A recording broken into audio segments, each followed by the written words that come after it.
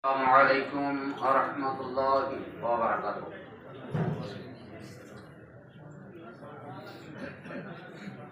نحمده ونستعينه ونستغفره ونؤمن به ونتوكل عليه ونعوذ بالله من شرور أنفسنا ومن سيئات أعمالنا. من يهد الله فلا مضل له ومن يضلله فلا هادي له. أشهد أن لا إله إلا الله وحده لا شريك له وأشهد أن محمدا عبده ورسوله.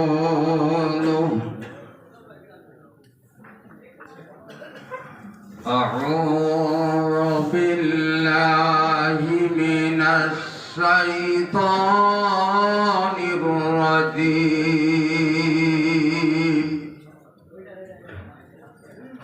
بسم الله الرحمن الرحيم.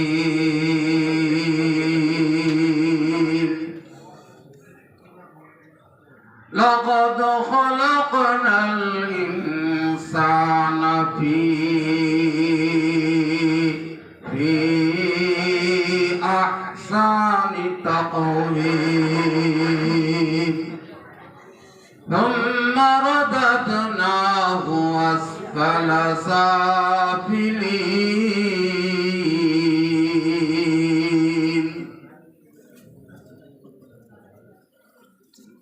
وقال رسول الله صلى الله عليه وسلم: الصلاة معراج المؤمنين.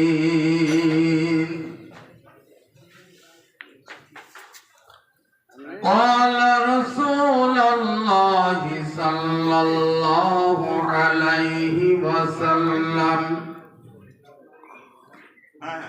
لا يقبل الله عملا من عبد حتى يشهد قلبه مع بدنه.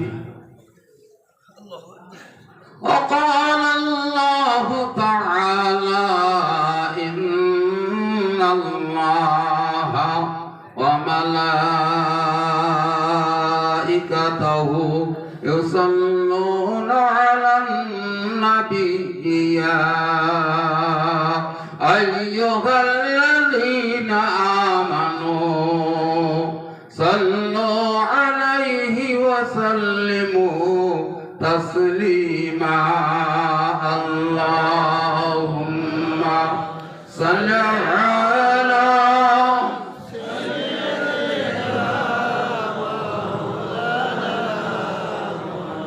وعلى آل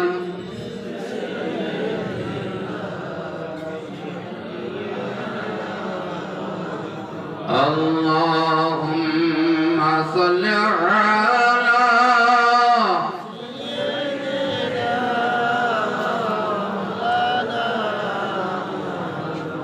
وعلى آل سيدنا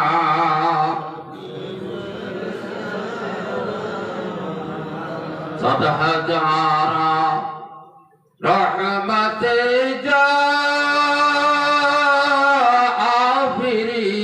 آفرین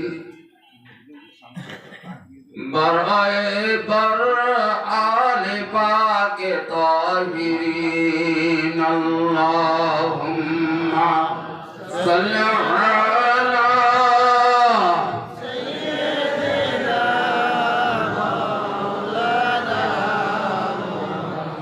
وعلى آل سيدنا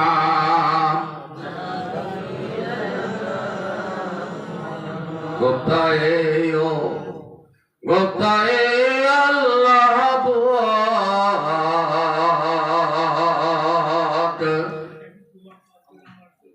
গরসে আজহাল কো মে আব্দুল্লাহ বুয়াত আল্লাহুম্মা সাল্লি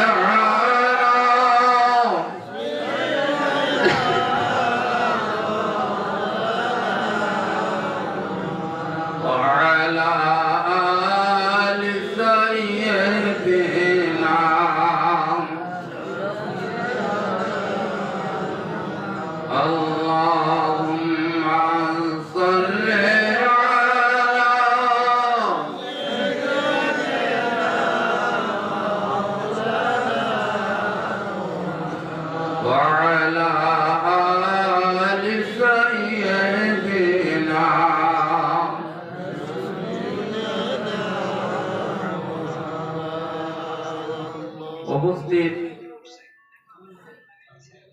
তরিকায়ে খাস মুজাদ্দিদিয়ার সিফাত সালাম হযরত খায়রুল আহসান সাহেব, আল্লাহ তাআলা ওনাকে হায়াতে তয়্যিবা দান করুন। কোন শব্দ নাই, আমিন। কোন শব্দ নাই, মনে মনে মনে মনে যা বলবেন মনে মনে, সুবহানাল্লাহ, আলহামদুলিল্লাহ, আল্লাহু আকবার, যা বলবেন মনে মনে। উপস্থিত আছেন তরিকায়ে খাস মুজাদ্দিদিয়ার দায়িত্বপ্রাপ্ত খলিফাগণ, ইজাজতপ্রাপ্ত ও এই পদের প্রতিজ্ঞক।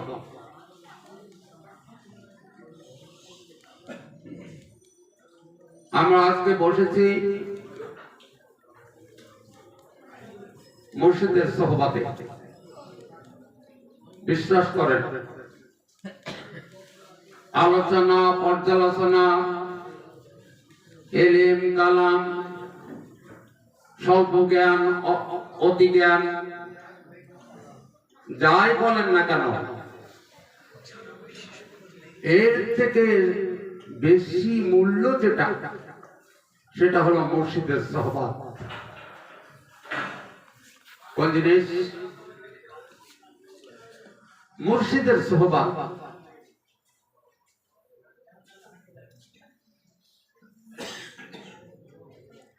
রাসূল আকরাম সাল্লাল্লাহু আলাইহি ওয়াসাল্লাম মক্কা মুআজ্জামা থেকে হিজরত করলেন।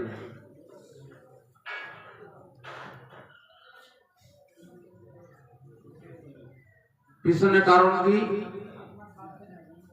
কাফেরদের অত্যাচার। মক্কা থেকে চলে গেলেন। সাথী হযরতে আবু বকর সিদ্দিক রাদিয়াল্লাহু তাআলা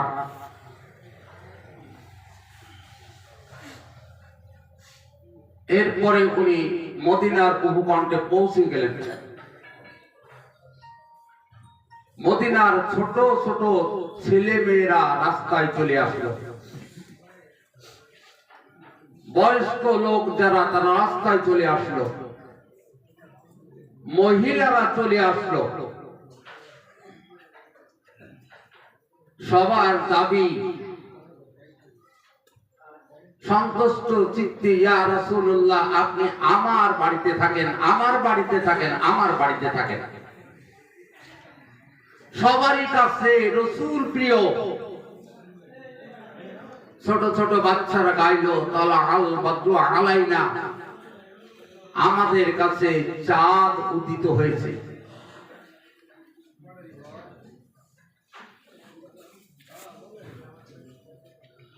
সবার কাছে রাসূল কি প্রিয়?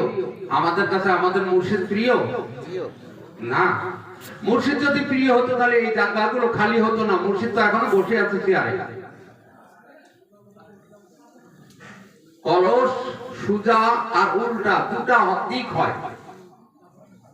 সোজা দিক থাকলে ওতে পানি রাখলে পানি ঢুকবে, কিন্তু উল্টা করে যদি পানি গ্যালন গ্যালন, মন মন সমুদ্র যদি ডালা হয় ওই কলসে কি পানি ঢুকবে? ঢুকবে না। তাহলে কোন আদবের কারণে আমরা এখান থেকে উঠে গেছি? কোন হাজতের কারণে, কোন প্রয়োজনের কারণে? আদর কি হয়ে যাবে? বাইরে আওয়াজ যাচ্ছে না তো?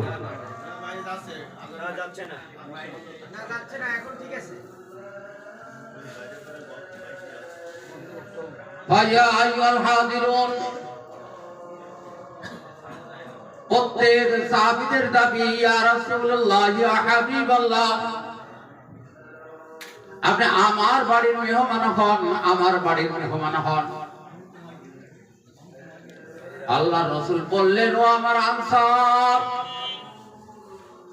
আমার সাহায্যকারীরা যারা আমাকে মদিনায় আসতে,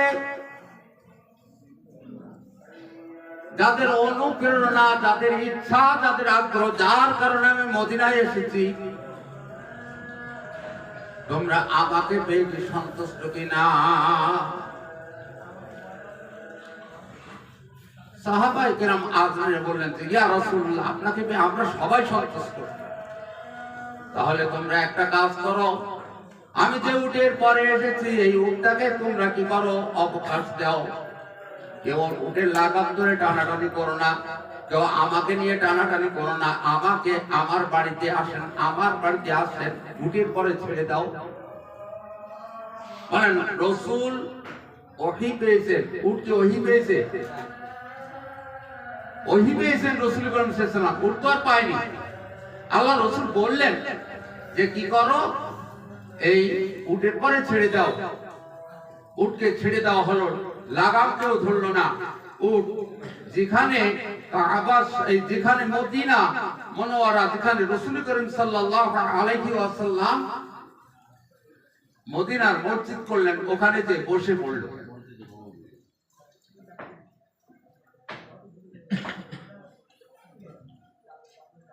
ওখানে বসার পরে আবার নিজে নিজে উঠে গেল, আবার কিছু সামনে গেল, সামনে দে আবার পিছিয়ে আসে।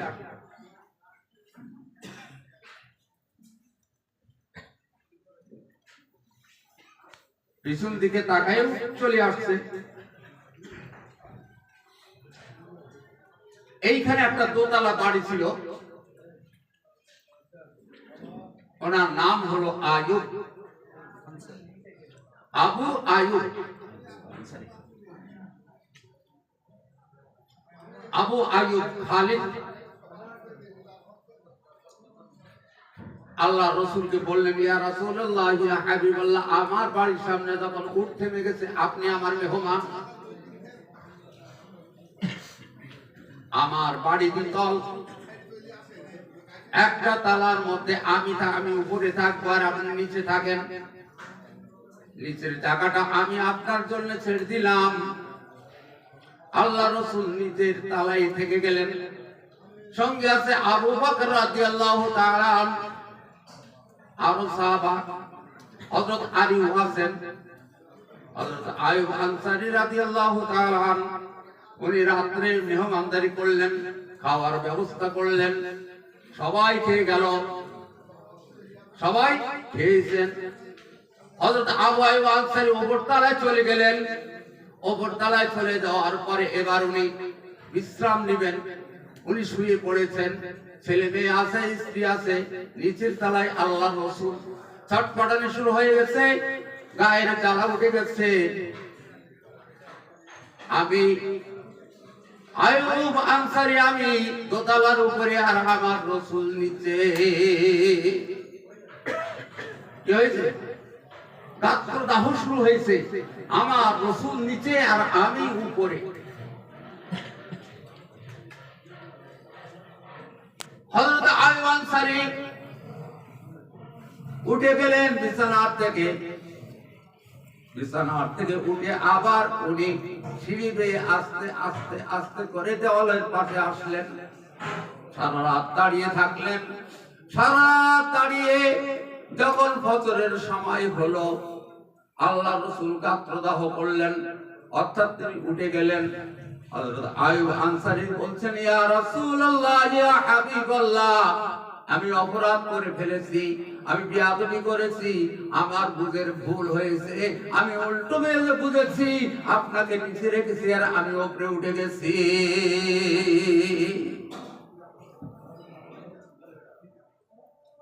এর বলে আদব। এটা কি আদব? আদব।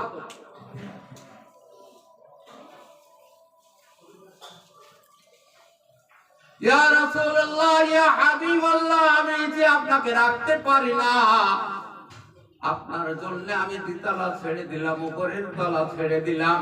আমি আইয়ুব আনসারী আপনাকে নিচে রেখে আর নিচে বসে থাকতে আর উপরে থাকতে পারবো না। আল্লাহুম্মা সাল্লি আলা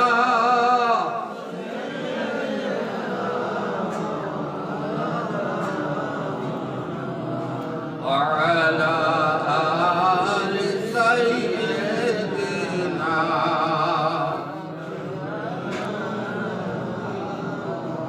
বিশ্বাস করেন আর নাই করেন।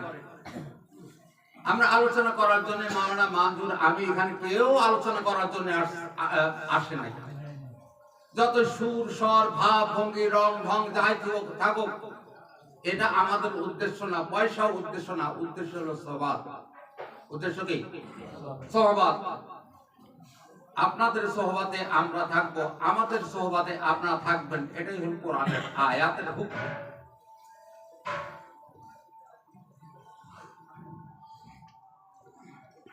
তাহলে মুর্শিদকে কোথায় রাখতে হবে? উপরে রাখতে হবে। মুর্শিদকে যতক্ষণ পর্যন্ত উপরে না রাখবো, ততক্ষণ পর্যন্ত উরুজ এবং নুজুল, যা সারা বিশ্বের মধ্যে একমাত্র তরিকতের মধ্যে ছাড়া আর কোথাও খুঁজে পাওয়া যাবে না। কোন জিনিস? উরুজ এবং নুজুল, মেরাজ, যার আলোচনা হবে, এটা কোথায় পাওয়া যাবে? একমাত্র তরিকতের মধ্যে ছাড়া আর আপনি কোথাও পাবেন না।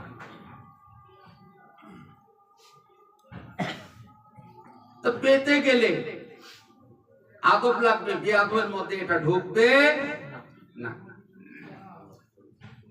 মসজিদে যেখানে ইমাম সাহেব দাঁড়ান, এই জায়গাটার নাম হলো মেম্বার, মেহরাব। যে সংরক্ষিত জায়গা আছে ইমামের জন্য, বর্ধিত জায়গা, এটার নাম কি? মেহরাব। আর ওইখানে একটা তাক থাকে, মানে একটা চেয়ারের মতো থাকে, 3 থাক বিশিষ্ট, 3 স্তর বিশিষ্ট।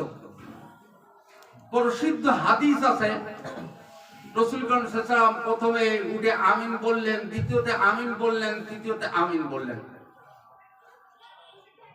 সবারই জানা আছে ঘটনা। হযরতে রাসূল আকরাম সাল্লাল্লাহু আলাইহি ওয়াসাল্লাম প্রথম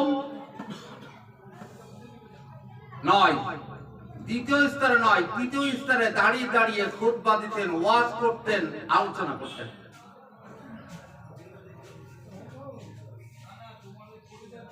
আল্লাহ রাসূল ইন্তেকাল করলেন, দুনিয়ার থেকে বিদায় নিলেন।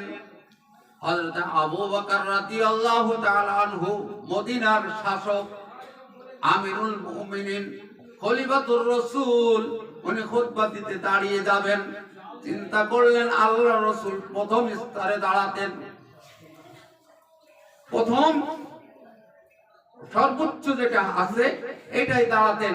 আমি আবু বকর, আমি যদি ওইখানে দাঁড়াই বেয়াদবি হয়ে যাবে। উনি দ্বিতীয় স্তরে দাঁড়িয়ে খুতবা দিলেন।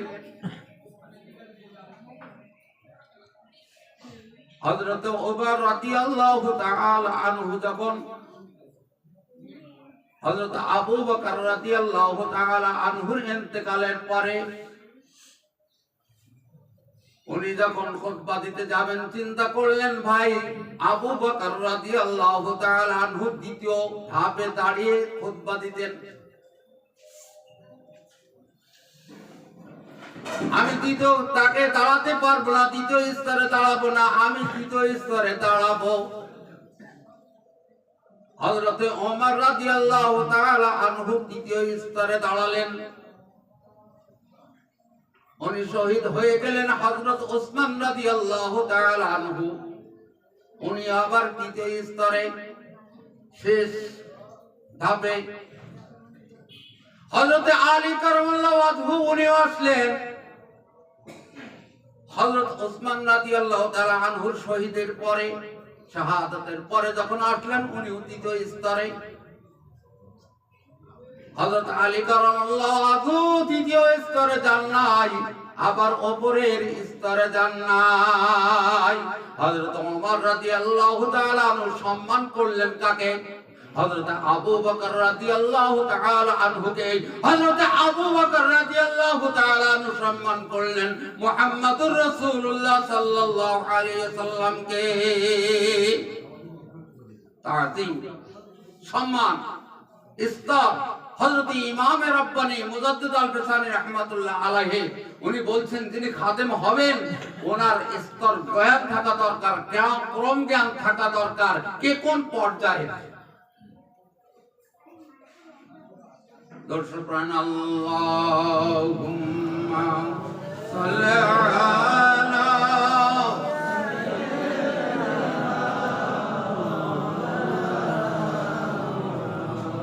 ওয়া আলা আলি সাইয়্যিদিনা।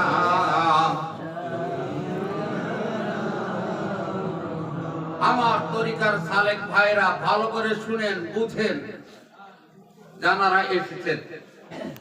সোহবাতের মূল্য, সোহবাতের মূল্য, সামনে থাকার মূল্য কত বেশি। এক জামানা সোহবতে বা আউলিয়া সাদসালায়ে বেহতর আজ তাআতে বেরিয়া।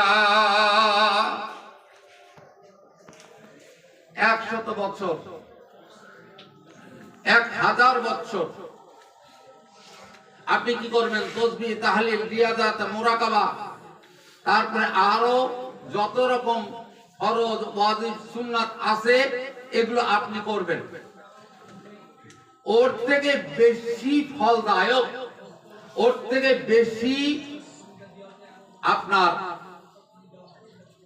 ফলদায়ক, বেশি আপনার ভিতরে উদ্দীপনা সৃষ্টি করবে, অগ্রসর করিয়ে দেবে যে জিনিস, সে জিনিস হলো মুর্শিদের সোহবত।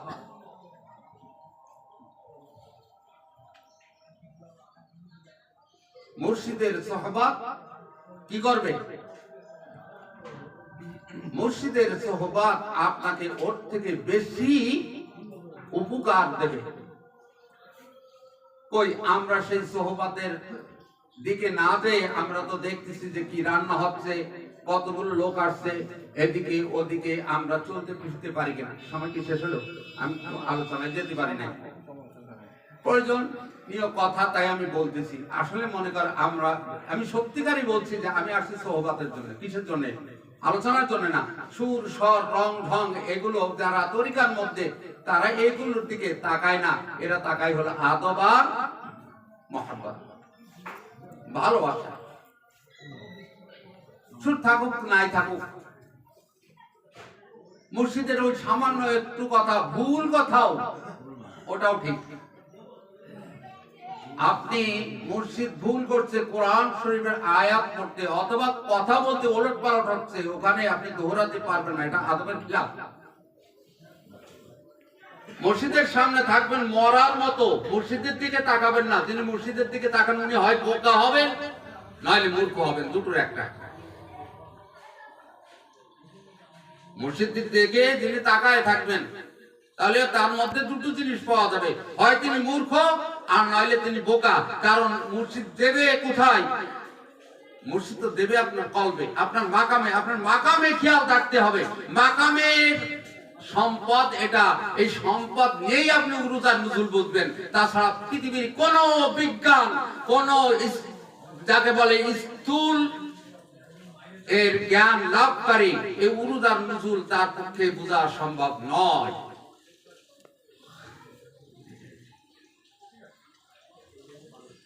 মেরাজ একটা আরবি শব্দ, মেরাজ একটা আরবি শব্দ। এই শব্দটা এর কাজ হলো এই শব্দটা হলো একটা স্থান থেকে আরেক স্থান, আরেক স্থান থেকে আরেক স্থান নিয়ে যাওয়ার বাহন। যে বহন করে নিয়ে যায় এর নাম হলো মেরাজ, ইসমে আলা। যদি এটা কোন সময়ের সাথে সংযুক্ত হয় তাহলে তাকে বলা হবে লাইলাতুল মেরাজ। আর যদি কোনো যন্ত্রের সঙ্গে, যেমন রাসূল করিম সাল্লাল্লাহু আলাইহি ওয়াসাল্লাম চলে গেলেন মক্কা থেকে বায়তুল হারাম থেকে বায়তুল মুকাদ্দাস এই পর্যন্ত যেতে তিনি যে বাহনের উপরে গিয়েছিলেন ওটাকে বলা হয় বুরাক। আর এরপরে ওখান থেকে এটা হলো সমান্তরাল ভ্রমণ, আর একটা হলো ঊর্ধ্ব ভ্রমণ। বায়তুল মুকাদ্দাস থেকে নিয়ে যখন তিনি উপরে গেলেন এটাকে বলা হয় উরুজ। এটা এখানে যেটা ব্যবহার হয়েছিল সেটা হলো রফরফ। সারা পৃথিবীর মধ্যে আমরা চোখের মধ্যে যা দেখতে পাই আর যতদূর যাওয়া সম্ভব এটা সব প্রথম আসমানের নিচে। কোন আসমানের নিচে? প্রথম আসমানের নিচে। যতই আপনি আলোচনা শোনেন, জ্ঞান বিজ্ঞান, তারপরে যন্ত্রপাতি দিয়ে যা কিছু অর্জন করা হয়েছে এটা হলো প্রথম আসমানের নিচে। আল্লাহ তাআলা এই যে আমরা নক্ষত্র দেখতেছি এই নক্ষত্র দিয়েই আমাদের সামনে প্রথম আসমানকে সাজিয়েছেন। তারপরে উপরের কথা, তারপরে উপরের কথা, তারপরে উপরের কথা একমাত্র আল্লাহ তাআলা আমাদেরকে জানিয়েছেন এবং রাসূল আকরাম সাল্লাল্লাহু আলাইহি ওয়াসাল্লাম জানিয়েছেন। এর বাইরে বিজ্ঞানের যত যন্ত্রপাতি আছে আর যত গবেষক আছে, বিশেষ জ্ঞানের গবেষক যারা, এর উপরে আর কোনো কথা বলতে পারে না।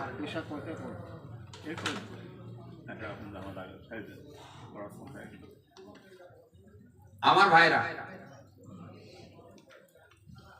রাসূল আকরাম সাল্লাল্লাহু আলাইহি ওয়াসাল্লাম সমান্তরালে গেলেন এটা বুরাক দিয়ে, আর উপরে গেলেন রফরফ দিয়ে। উপরে যাওয়াটার নাম হলো মেরাজ। আর সমান্তরাল সমানায় মানে জমিনের উপর দিয়ে বায়তুল মুকাদ্দাস পর্যন্ত যেটা গেলেন এটা হলো ইসরা। গেলেন কোন সময়? রাতে। এই রাতটাকেই বলা হলো মেরাজ। যদি আপনার এটাকে জরফে জমান যদি বলা হয় তাহলে ওই রাতটাকে বলা হবে লাইলাতুল মেরাজ। আর যদি বলা হয় যে বাহন কি ছিল তাহলে বুরাক হলো মেরাজ। এই বুরাক হলো ইসরার বাহন, কিন্তু রফরফ হলো মেরাজের এই উপরের বাহন। রাসূল করিম সাল্লাল্লাহু আলাইহি ওয়াসাল্লাম গেলেন কোন পর্যন্ত? কোন পর্যন্ত গিয়েছেন? প্রথম আসমান, দ্বিতীয় আসমান, তৃতীয় আসমান, চতুর্থ আসমান, পঞ্চম আসমান, ষষ্ঠ আসমান, তারপরে সিদরাতুল মুনতাহা, তারপরে হলো আরশ। এই পর্যন্ত যে আলোচনা তাফসীরবিদরা করেছেন, জমিন থেকে প্রথম আসমান পর্যন্ত যে রাস্তা, এই রাস্তার দূরত্ব হলো 500 মাইল। তারপরে যে স্তর আছে অর্থাৎ প্রথম আসমানের যে প্রথম স্তর এটা হলো দূরত্ব হলো 500 মাইল। তাহলে ফাঁকা আর দূরত্ব দিয়ে কত হলো? 5 আর 5 500 500 1000 হলো না? তারপরে যে ফাঁকা, এই ফাঁকাটা হলো 500 মাইল, দূরত্ব হলো 500 মাইল, তাহলে আর 1000 হলো। তাহলে 7 আসমানে কত হবে? 70000 হবে কিনা? এই যে 7000, এই 7000 তিনি কি করলেন? 7000 বছরের মাইল তিনি অতিক্রম করলেন। কোথায় গেলেন? আরশ পর্যন্ত। আমরা জানি যে এই আরশের পাশে একটা গাছ আছে, এটার নাম হলো সিদরাতুল মুনতাহা। আল্লাহর রাসূল গেলেন সেখানে, সেটাকে সাজানো হলো প্রজাপতির মতো একরকম অবস্থা দিয়ে, ঝিলমিল অবস্থা। এটা আমরা বোঝা যায় যে মেহমানদেরকে আনার জন্য, মেহমানদেরকে অভ্যর্থনা জানানোর জন্য, মেহমানদের মনোরঞ্জিত করার জন্য কিছু কি করা যায়? সাজসজ্জা করা যায়। এটা মেহমানের সম্মান, এটা আল্লাহ তাআলা নিজে করেছেন। এরপরে অনেক ঘটনা অনেক সময় আছে, আলেমরা বলবেন, আমি সংক্ষিপ্ত ভাবে বলছি। এরপরে আল্লাহ রসুল গেলেন, যাওয়ার পরে বললেন আল্লাহ তাআলার কাছে, আত-তাহিয়াতু লিল্লাহি ওয়াস-সালাওয়াতু ওয়াত-তাইয়্যিবাত, আসসালামু আলাইকা আইয়ুহান নবী। আমি সংক্ষিপ্ত বলছি। আত-তাহিয়াতু লিল্লাহি ওয়াস-সালাওয়াতু ওয়াত-তাইয়্যিবাত, এখানে শব্দ আছে চারটি। তাহিয়াত বলা হয় আপনার শারীরিক পবিত্রতা। রাসূল আকরাম সাল্লাল্লাহু আলাইহি ওয়াসাল্লাম ছিলেন হাতিমের থেকে, তিনি সফর শুরু করেছিলেন, তিনি প্রথমে ওযু করেছিলেন, শারীরিক পবিত্রতা অর্জন করেছিলেন। আর তার পূর্বে যখন রাসূল আকরাম সাল্লাল্লাহু আলাইহি ওয়াসাল্লামকে নিয়ে যাওয়া হবে, তাকে উপরে উঠানো হবে, তখন তার হয়েছিল সিনা চাক। সিনা চাকের এই ঘটনাটা অধিকাংশ তাফসীর কারক ঘুরাইয়ে দিয়েছে, এটাকে বলছে যে না এটা হয়নি, এটা সম্ভব না। কিন্তু মশহুর তাফসীর কারকগণ ওনারা বলেছেন যে এটা সম্ভব। কারণ এই জ্ঞানের পার্থক্য কারণ কি? একটা হলো যে তাদের বাস্তব কোনো জ্ঞান নাই, আর একজনের বাস্তব জ্ঞান আছে।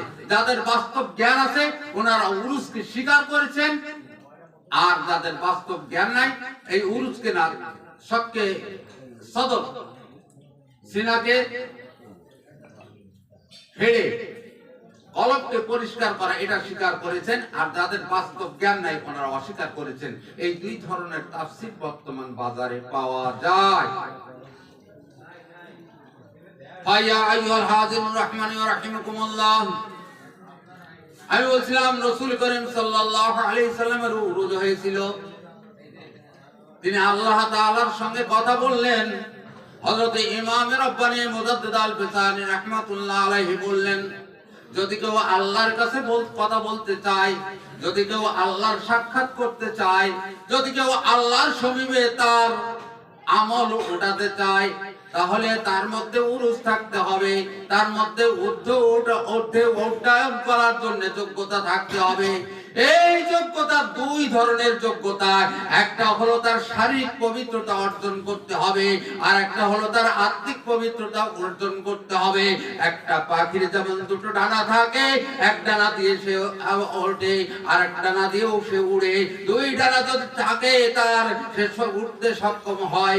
একটা ডানা যদি ভেঙে দেওয়া হয় সে আর উঠতে পারবে না, জমিনেই থেকে যাবে।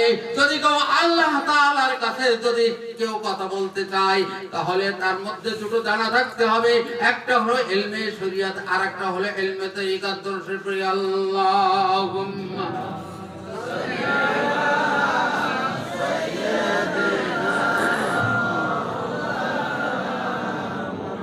ওয়া আলা আলি সাইয়্যিদিনা। যদি কেউ উরুস করতে চায় তাহলে তার প্রথম লাগবে মুর্শিদ। কোন জিনিস? মুর্শিদ। মুর্শিদ শব্দের অর্থ কি? মুর্শিদ শব্দের অর্থ হলো আপনি আছেন আসফালা সাফিলিনে, আপনি আছেন নিম্ন স্তরে, উচ্চ স্তরে আপনাকে উঠতে হবে। ইহসানের দরজায় আপনাকে উঠতে হবে। ইহসানের দরজায় যদি কেউ উঠতে চায় তাহলে তার কোন জিনিসের প্রয়োজন? তার ইহসানের দরজায় উঠতে গেলে তার কলবের পরিচয় প্রয়োজন। কোন জিনিসের? কল্পের প্রয়োজন। কল্পের প্রয়োজন, কল্পের পরিচিতি, কল্পের অবস্থা, যেটাকে বলা হয় আপনার কি অবস্থা হয়, এটা কে দেখাবেন? এটা দেখাবেন তো মুর্শিদ, নাকি না অন্য কেউ দেখায়? প্রথম শর্ত হলো আপনার মুর্শিদ লাগবে। মুর্শিদই আপনার মেরাজ, মুর্শিদই আপনার কি মেরাজ পৌঁছিয়ে দেওয়ার ওসিলা, মাধ্যম। কথা বোঝা গেছে? এই মুর্শিদ আপনাকে শরিয়াতের জ্ঞান দেবেন আর মারিফাতের জ্ঞান দিবেন। ডান পাখা তৈরি করে দেবেন, বাম পাখা তৈরি করে দেবেন। এই পাখা যখন আপনার তৈরি হবে তখন আপনার পক্ষে উড্ডয়ন সম্ভব হবে, আপনাকে ওড়া সম্ভব হবে, তাছাড়া ওড়া সম্ভব হবে না। প্রত্যেক মানুষের মধ্যে উড়ার উরুজ করার যোগ্যতা রয়েছে। কিসের যোগ্যতা রয়েছে? কিসের যোগ্যতা রয়েছে? আল্লাহ তাআলা বলেন ইলাইহি ইয়াসআদু কালামুত তাইয়্যিব ওয়াল আমালুস সালিহু ইয়ারফাউহু।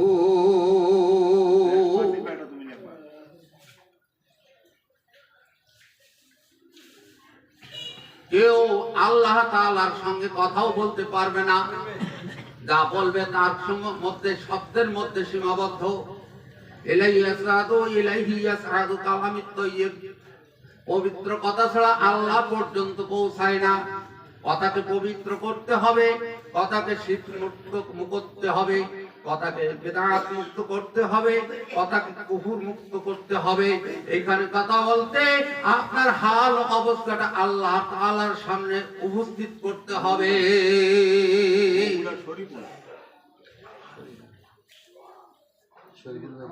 কথা বুঝেছেন? কোন জিনিসটাকে? ইলাইহি ইয়াসআদু কালামুত তাইয়্যিব, আপনার কথাটাকে পবিত্র করতে হবে। ওয়াল আমালুস সালিহু, আর আমলটাকে সালেহ মানে কি? সৎ ভালো কাজ করতে হবে।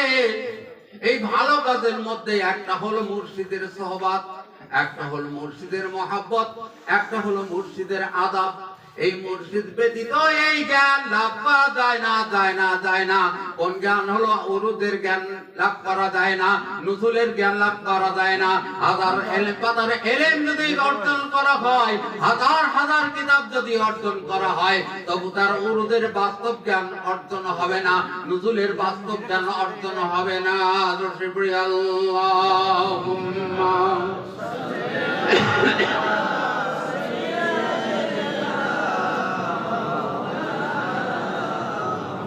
وعلى آل سيدنا।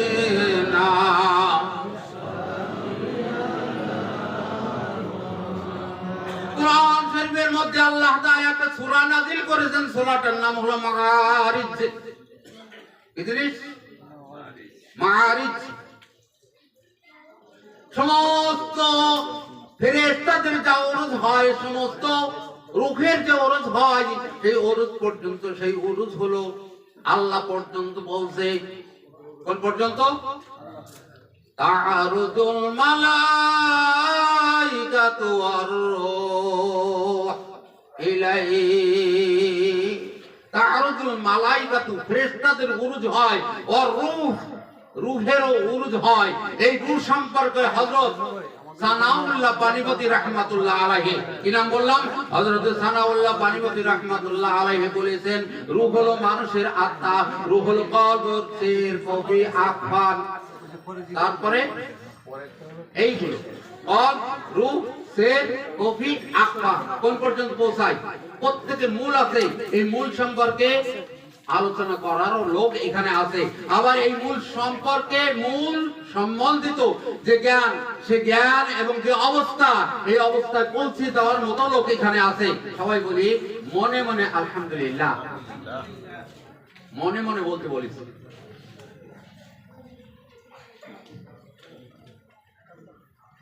কলব, রূহ, সির, কফি, আফা, এই লতিফা গুলোর উরুজ হয়। আর এর সঙ্গে সঙ্গে আগুন, পানি, মাটি, বাতাস সব এর উরুজ হয়, অর্থাৎ এগুলো উপরে উঠে। আয়া আইয়ুহাল হাদিরুন রাহমানি ওয়া রাহিমাকুমুল্লাহ। তাহলে উরুজের জ্ঞান, নুজুলের জ্ঞান তরিকাতের ছাড়া অন্য কোন জায়গায় বইতে পাবেন, কিন্তু বাস্তব উপলব্ধি, বাস্তব জ্ঞান তরিকা ছাড়া হয় না। কথা বোঝা গেছে? তাহলে আপনার উরুজ, এটা শরীয়তের একটা বিষয়। যদি উরুজ না হয়, যদি নুজুল না হয়, তাহলে ফানাও হবে না, বাঁকাও হবে না। ফানা আর বাঁকা না হলে নফসের পরিশুদ্ধি আসবে না। নফসের পরিশুদ্ধি যদি না আসে, আল্লাহ তাআলার নৈকট্য লাভ করতে পারবে না। নৈকট্য মানে নিকট হওয়া। নিকট হতে গেলে যে জ্ঞানের দরকার, যে অবস্থার দরকার, সেটা হলো উরুজ আর নুজুল। ঈমান কোন বস্তুর নাম নয়, ঈমান একটা হালের নাম, একটা অবস্থার নাম। কুফর একটা অবস্থার নাম, শিরক একটা অবস্থার নাম, মুশরিক একটা অবস্থার নাম। তারপরে ঈমান হলো একটা অবস্থার নাম। একজন মানুষের লম্বা জামা গায়ে দিয়ে ওটা ঈমানদার হবে কি কাফের হবে কি মুশরিক হবে, ওই পোশাকের উপরে ওর কোনো এটা বলা হয় কি, আপনারা কি বলবেন এটাকে, পরিচয়। ওই পোশাকের উপরে তার কোনো পরিচয় হবে না। তার কল্পের অবস্থার উপরে তার পরিচয় হবে। হয় ইমানদার হবে, নাইলে কাফের হবে, নাইলে মুশরিক হবে, নাইলে অন্য মাজার পূজারী হবে, ইহুদি হবে, নাসারা হবে, খ্রিস্টান হবে। পোশাকের দ্বারা তার নির্ণয় করা যাবে না। আল্লাহুম্মা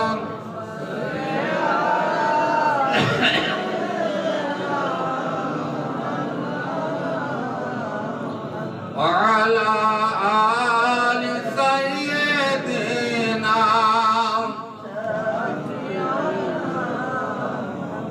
পৃথিবীর এমন কোন যন্ত্র তৈরি হয়নি যে যন্ত্র দ্বারা কার কতটুকু উরুজ আছে, কার কতটুকু নুজুল আছে এটা জানা যাবে। এমন কোন যন্ত্র তৈরি হয়নি। আল্লাহ তাআলা এই ফকিরদেরকে এমন যোগ্যতা দান করেছেন। কোন ফকিরদেরকে? তরিকায়ে খাস মুজাদ্দিদিয়ার ফকিরদেরকে এমন যোগ্যতা দান করেছেন যে যোগ্যতার কারণে এই ফকিরদের সাথে যারা উপবেশন করে, যারা মুহাব্বত রাখে, যারা এদের সঙ্গে জুড়ে থাকে, তারা বলতে পারে কারো উরুজ কতটুকু, সেই উরুজের মধ্যে আটকে আছে না আবার নুজুলে আসছে, এটা বলার ক্ষমতা তাদের আছে। এদেরকে প্রতিপালন করে আবার ওই রুবুবিয়াতের দরজায় যেখানে গেলে সে আল্লাহ তাআলার নৈকট্য লাভ করতে পারবে, এই ক্ষমতা দেওয়ার তাদের যোগ্যতা আছে। আল্লাহুম্মা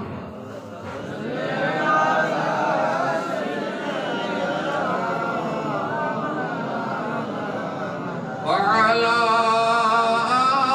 আলি সাইয়্যিদিনা। আয়া আইয়ুহাল হাজিরুন রাহমানি ওয়া রাহিমাকুমুল্লাহ। আমি কিছু মৌলিক কথা আপনাদের সামনে পেশ করলাম, যদিও আদব সম্পর্কে বলতে যে আমার মূল আলোচনা যে আমি কোরআন শরীফের আয়াত তেলাওয়াত করেছি আর যে পর্যন্ত, এটা কিছুটা সময় এদিকে হয়ে গেছে। তবে এই আদব আগে, কোনটা আগে? উরুজ আগে না আদব আগে? উরুজ আর নুজুল একটু পরে, এটা হলো বায়াত হওয়ার পরে, আর আদবটা হলো আগে। আল্লাহ তাআলা আমাদেরকে মুর্শিদের আদব, খেদমত, মহব্বত করে উরুজ এবং আল্লাহ তাআলার নৈকট্য লাভ করার তৌফিক দিন। ওয়া আখিরু দাওয়ানা আনিল হামদুলিল্লাহি রাব্বিল আলামিন। আসসালামু আলাইকুম ওয়া রাহমাতুল্লাহি ওয়া বারাকাতুহু।